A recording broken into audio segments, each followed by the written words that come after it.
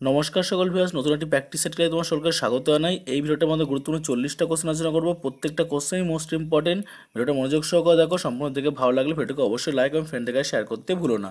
দেখো, প্রথম কোশ্চেন কি আছে, কোন গুপ্ত রাজা পশ্চিম ভারতে শক শাসনের অবসান ঘটেছিলেন? খেয়াল রাখবে, দ্বিতীয় চন্দ্রগুপ্ত রাজা পশ্চিম ভারতে শক শাসনের অবসান ঘটেছিল। এই কোশ্চেনটা কিন্তু বারবার পরীক্ষায় রিপিট করা থেকে অবশ্যই খেয়াল রাখবে এবং এর সম্বন্ধে কিছু কথা জেনে নাও। দ্বিতীয় চন্দ্রগুপ্ত বা বিক্রমাদিত্য শক বা ক্ষত্র প্রজাদের পরাজিত করে পশ্চিম ভারতে শক শাসনের অবসান ঘটান। এই কারণে তাকে শক রক্ত নামেও খ্যাত। এগুলো অবশ্যই খাতায় নোট ডাউন করতে পারো, মোস্ট ইম্পর্টেন্ট কোশ্চেন কিন্তু এখান থেকে এসে থাকে। যেমন বিক্রমাদিত্য উপাধি কে পেয়েছিল? দ্বিতীয় চন্দ্রগুপ্ত বারবার পরীক্ষা আসতে দেখা যায়। এবং কোন রাজাদের পরাজিত করেছিল? শক বা ক্ষত্র প্রজাদের পরাজিত করেছিল। আর শক রক্ত নামে কে পরিচিত? দ্বিতীয় চন্দ্রগুপ্ত পরিচিত। এর পরবর্তী কোশ্চেন আসা যাক, গীত গোবিন্দ রচয়িতা জয়দেব বাংলার কোন রাজার সভাকবি ছিল? লক্ষণ সেন রাজার সভাকবি ছিল। এই কোশ্চেনটা কিন্তু বারবার পরীক্ষা আসতেও দেখা যায়। দেখো, এর সম্বন্ধে কিছু কথা জেনে নাও। জয়দেব ছিলেন লক্ষণ সেনের সভাকবি, যিনি গীত গোবিন্দ তার বিখ্যাত কাব্য। তাহলে হচ্ছে এই জয়দেবের বিখ্যাত কাব্যগ্রন্থের নাম গীত গোবিন্দ। এটা কিন্তু পরীক্ষায় বারবার আসতে দেখা যায়, এটা কিন্তু অবশ্যই খেয়াল রেখো। এবার তো পরবর্তী কোশ্চেন, মহাবলীপুরমের রথ আকৃতির মন্দিরগুলো নির্মিত হয়েছিল কোন সময়? সেটা পল্লব রাজাদের সময়। মোস্ট ইম্পর্ট্যান্ট কোশ্চেন, খেয়াল রাখবে যে এই মহাবলীপুরমের রথ কোন সময় নির্মিত হয়েছিল? পল্লব রাজাদের আমলে নির্মিত হয়েছিল। ব্যাখ্যা কি দেখে নাও। মহাবলীপুরমের পঞ্চরথ পল্লব রাজা নরসিংহ বর্মনের শাসনকালে নির্মিত হয়েছিল। তাহলে মহাবলীপুরমের পঞ্চরথ কার সময় নির্মিত হয়েছিল? পল্লব রাজা নরসিংহ বর্মনের শাসনকালে নির্মিত হয়েছিল। এবার পরবর্তী কোশ্চেন, কার শাসনকালে ফতেপুর সিক্রি নির্মিত হয়েছিল? সেটা হচ্ছে আকবর। এই কোশ্চেনের বড় পরীক্ষা আসে যে ফতেপুর সিক্রি কে নির্মাণ করেছিলেন? আকবর। তাহলে কার রাজত্বকালে ফতেপুর সিক্রি নির্মিত হয়েছিল? আকবরের রাজত্বকালে ফতেপুর সিক্রি নির্মিত হয়েছিল। এবং আকবর তো নতুন রাজধানী হিসাবে ফতেপুর সিক্রি নির্মাণ করেছিলেন। তাহলে খেয়াল রাখবে কেন তিনি নির্মাণ করেছিলেন? নতুন রাজধানী করতে চেয়েছিলেন, সেই হিসাবে তিনি ফতেপুর সিক্রি নির্মাণ করেছিলেন। এবার দেখো, সাতপুরা কি? সাতপুরা একটা অবশিষ্ট পর্বত। সাতপুরা হলো একটি অবশিষ্ট পর্বত। Option D correct answer. এই কোশ্চেনের পরীক্ষায় আসতে দেখা যায়। ওকে, পরবর্তী দেখো, গুজরাটের প্রধান বন্দর কোনটা? গুজরাটের প্রধান বন্দর হচ্ছে কান্ডালা। খেয়াল রাখবে, তাহলে গুজরাটের প্রধান বন্দর কি? কান্ডালা। এই কোশ্চেনটা কিন্তু রিপিট করা হয়ে থাকে বারবার। তাহলে কান্ডালা হলো গুজরাটের প্রধান সমুদ্র বন্দর।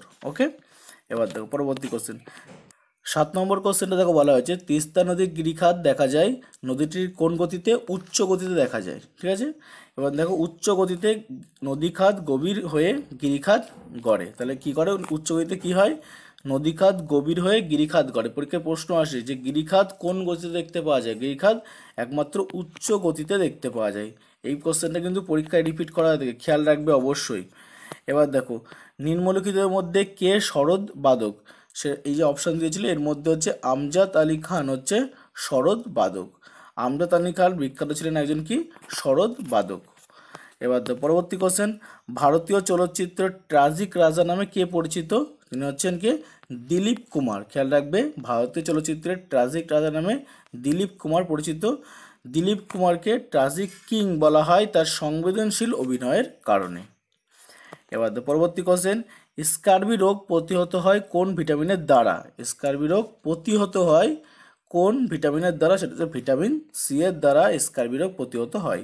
এই যে ভিটামিন সি এর অভাবে স্কার্বি রোগ হয়, অর্থাৎ তার মানে কি, যে ভিটামিন সি যদি তুমি প্রতিহত করার জন্য ভিটামিন সি লাগবে। কোশ্চেনটা এখানে ঘুরিয়ে করেছিল। ওকে, এই কোশ্চেনটা কিন্তু বারবার পরীক্ষায় আসে, কোন ভিটামিনের কোন রোগ হয়, এই পার্টটা কিন্তু ভালো করে পড়বে। এবার পরবর্তী কোশ্চেন, বিশ্ব স্বাস্থ্য সংস্থা WHO সদর দপ্তর কোথায় অবস্থিত? সেটা হচ্ছে জেনেভাতে। মোস্ট ইম্পর্টেন্ট কোশ্চেন, খেয়াল রাখবে, বারবার পরীক্ষা আসে WHO সদর দপ্তর কোথায় আছে? জেনেভাতে রয়েছে। এবং দেখো, WHO হেডকোয়ার্টার সুইজারল্যান্ডে জেনেভাতে রয়েছে। তাহলে এই জেনেভাটা কোথায় আছে? সুইজারল্যান্ডে রয়েছে। ঠিক আছে, খেয়াল রাখবে, পুরোটা এখানে উল্লেখ করে দেওয়া হয়েছে। এবার পরবর্তী কোশ্চেন, কলমকারী চিত্রের উদ্ভব হয়েছে কোথায়?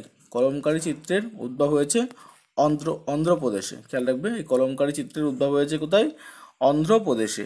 এই কলমকারী হলো অন্ধ্রপ্রদেশের বিখ্যাত হস্তচিত্র শিল্প। তাহলে কি এটা কোথাকার? এটা হস্তচিত্র শিল্প অন্ধ্রপ্রদেশের। কি এটা? হস্তচিত্র শিল্প। মোস্ট ইম্পর্টেন্ট, লাস্ট কিন্তু রেলের পরীক্ষায় কিন্তু এই কোশ্চেনটা এসেছিল। এবার দেখো জাকির হোসেন কোন ক্ষেত্রে জড়িত? জাকির হোসেন হচ্ছে সঙ্গীতের সঙ্গে জাকির হোসেন জড়িত, ঠিক আছে। এখানে অপশন অনুযায়ী সঙ্গীতের সঙ্গে জড়িত। তবলার জগতে জাকির হোসেন একজন কিংবদন্তি সঙ্গীত শিল্পী, অর্থাৎ তিনি তবলা বাজাতেন, তবলা হিসেবে তিনি পরিচিত, কিন্তু এখানে অপশন অনুযায়ী সঙ্গীত রয়েছে তাই সঙ্গীত উত্তর হবে। তবে তিনি তবলা জগতে তবলা বাজাতেন, ঠিক আছে। তবলা জগতে জাকির হোসেন একজন কিংবদন্তি সঙ্গীত শিল্পী।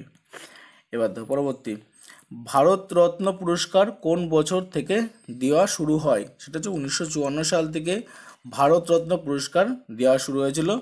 ভারতরত্ন ভারতের সর্বোচ্চ অসামরিক সম্মান, যেটা 1954 সাল থেকে প্রবর্তিত হয়। তাহলে খেয়াল রাখবে ভারতরত্ন পুরস্কার কোন বছর থেকে দেওয়া হয়, সেটা হচ্ছে 1954 সাল থেকে দেওয়া হয়।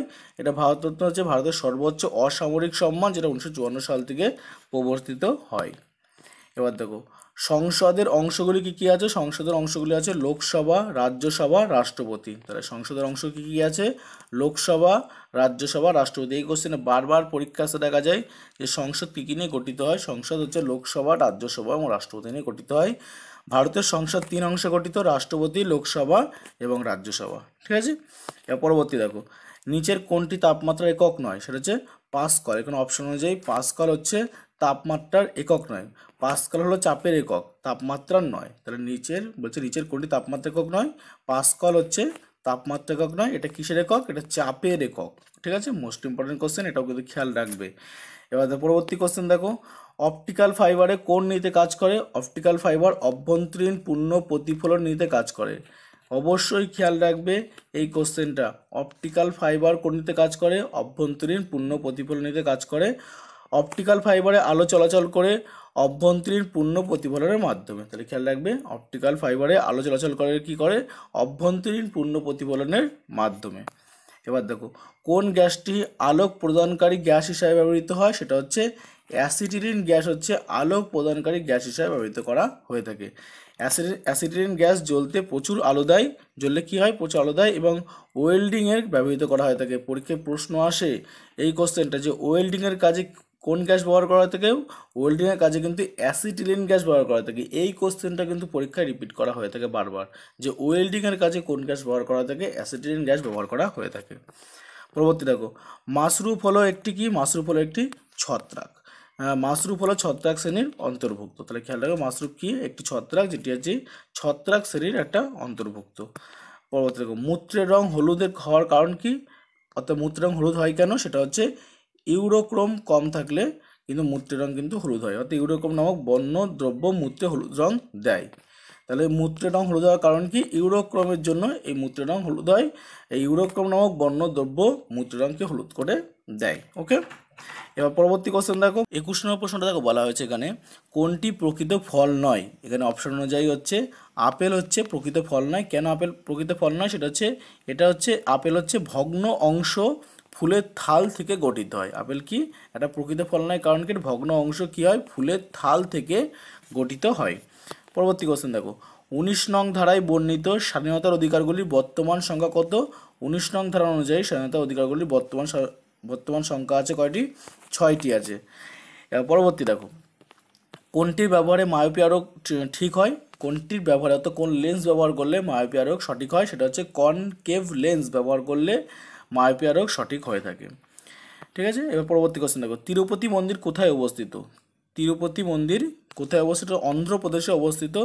বিশ্ববিখ্যাত তিরুপতি মন্দির রয়েছে কোথায়? অন্ধ্রপ্রদেশে রয়েছে।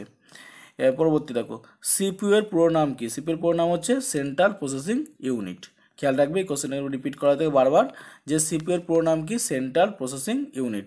ওকে, এবার পরবর্তী কোশ্চেন দেখো ব্লিচিং পাউডার তৈরিতে কোনটি ব্যবহার করা থাকে? ব্লিচিং পাউডার তৈরিতে ক্লোরিন ব্যবহার করা থাকে। ক্লোরিন গ্যাস দিয়ে ব্লিচিং পাউডার তৈরি করা হয়ে থাকে বা প্রস্তুত করা হয়ে থাকে। তাহলে খেয়াল রাখবে ব্লিচিং পাউডার তৈরিতে কোনটি ব্যবহার করা থাকে? ক্লোরিন ব্যবহার করা হয়।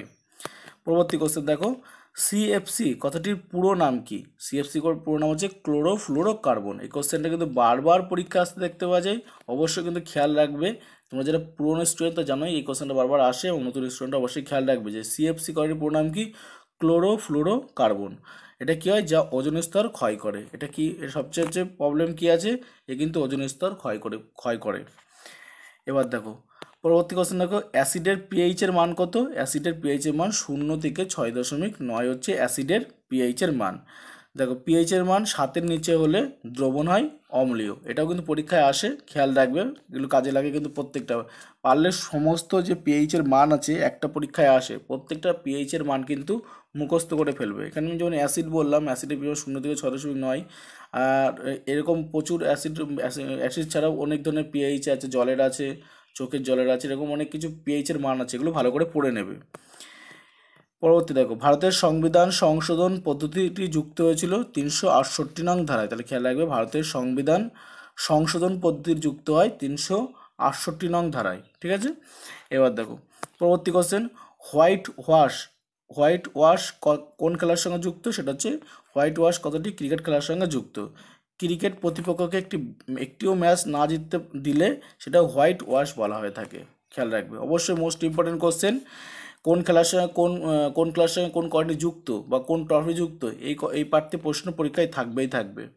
পরবর্তী দেখো, প্যারিস কোন নদীর তীরে অবস্থিত? প্যারিস হচ্ছে সোন নদীর তীরে প্যারিস অবস্থিত, ঠিক আছে। প্যারিস শহরটি কোন নদীর তীরে অবস্থিত? সোন নদীর তীরে অবস্থিত। পরবর্তী দেখো, মানবদের স্যালিভাতে কোন উৎসেচক থাকে? মানবদের স্যালিভাতে অ্যামাইলেজ উৎসেচক থাকে। তাহলে খেয়াল রাখবে, মানবদের স্যালিভাতে কোন উৎসেচক থাকে? অ্যামাইলেজ উৎসেচক থাকে। লালারসে অ্যামাইলেজ বা টাইলিন থাকে, যা শর্করা ভেঙে মল্টোজে পরিণত করে। তাহলে খেয়াল রাখবে, লালারসে কি থাকে? অ্যামাইলেজ বা টাইলিন থাকে, যা শর্করা ভেঙে মল্টোজে পরিণত করে। পরবর্তী দেখো, স্পেনের জাতীয় খেলা কি? স্পেনের জাতীয় খেলা হচ্ছে কি? ষাঁড়ের লড়াই। তাহলে খেয়াল রাখবে, স্পেনের জাতীয় খেলা কি? ষাঁড়ের লড়াই। স্পেনে বুল ফাইট বিখ্যাত জাতীয় খেলা। এটাই কিন্তু এই ষাঁড়ের লড়াইটা কিন্তু স্পেনের কিন্তু জাতীয় খেলা, খেয়াল রাখবে। পরীক্ষায় প্রশ্ন আসে যে স্পেনের জাতীয় খেলা কি, সেটা কিন্তু ষাঁড়ের লড়াই। এবার দেখো, সেটাকে ভালোবাসায় কি বলে? ওটা ওখানে বুল ফাইট বলে, এটা খেয়াল রাখবে। সরস্বতী সম্মান কোন ক্ষেত্রে দেওয়া হয়ে থাকে? সরস্বতী সম্মান সাহিত্যে দেওয়া হয়ে থাকে। ভারতের সাহিত্যের ক্ষেত্রে এই পুরস্কার দেওয়া হয়ে থাকে।